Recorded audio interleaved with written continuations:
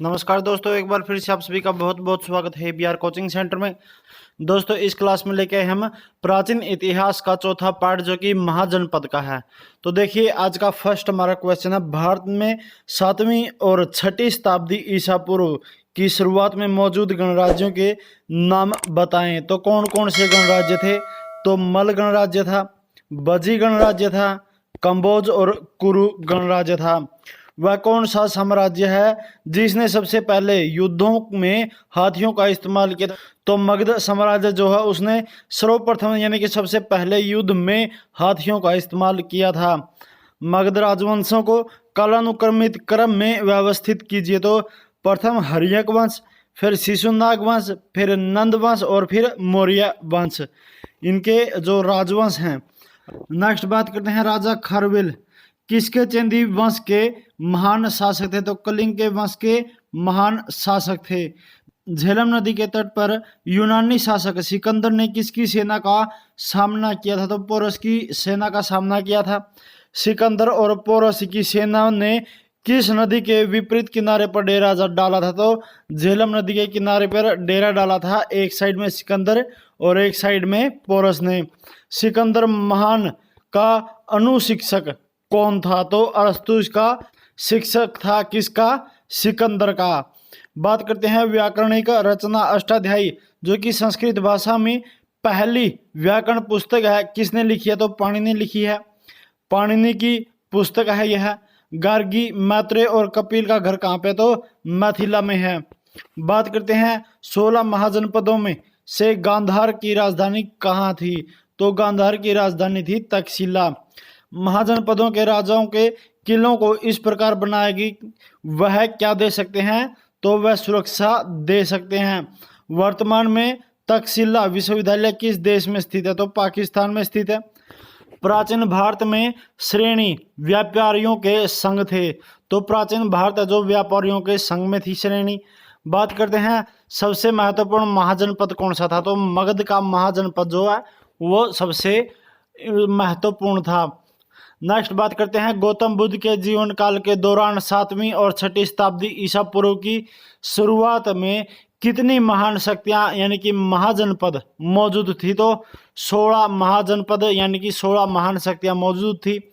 जब मगध एक शक्तिशाली महाजनपद था तो वज्जी वैशाली जो कि बिहार में है में अपनी राजधानी के साथ सरकार के एक अलग रूप के अधीन था। किसके रूप में जाना जाता था? गण या फिर संघ के रूप में जाना जाता था।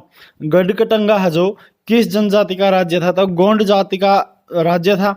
किस बौद्ध ग्रंथ में 16 महाजनपदों का वर्णन है? तो अंगुत्तरा निकाय में 16 महाजनपदों का वर्णन है।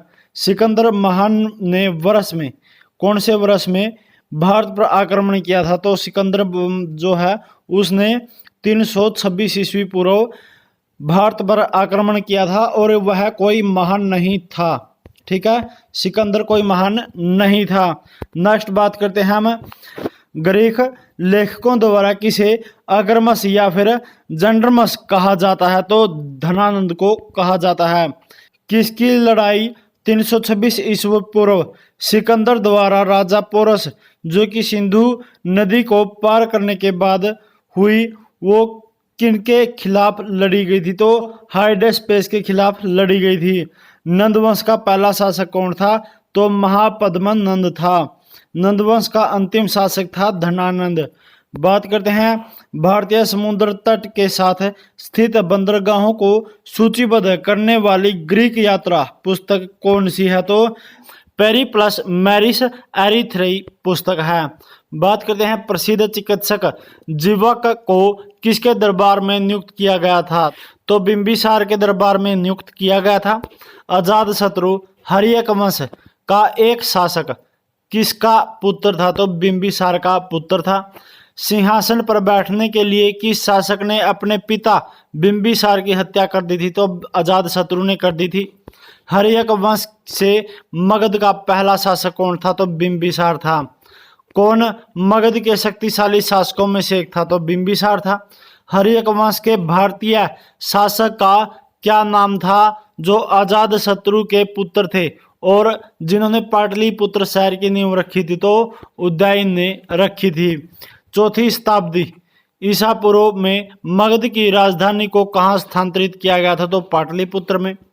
प्राचीन काल में भारत के किस क्षेत्र को अवंतिका के नाम से जाना जाता है तो मालवा या फिर उज्जैन को अवंतिका के नाम से जाना जाता है। कामरूप भारत के किस क्षेत्र का प्राचीन नाम है तो असम का प्राचीन नाम है। पुरुषपुरा किसका दूसरा नाम है तो पेशावर का दूसरा नाम क्या है, पुरुषपुरा है। नेक्स्ट हम बात करते हैं प्राचीन भारतीयों को बर्मा या फिर अब है जो म्यांमार है इसके बारे में कैसे पता चला था तो स्वर्ण भूमि के रूप में पता चला था। महाजनपद युग के दौरान उज्जैन की कौन सी राजधानी थी तो अवंती राजधानी थी। चौथी शताब्दी ईसा पूर्व से पहले कौन सी मगध की राजधानी थी तो राजगिरी थी।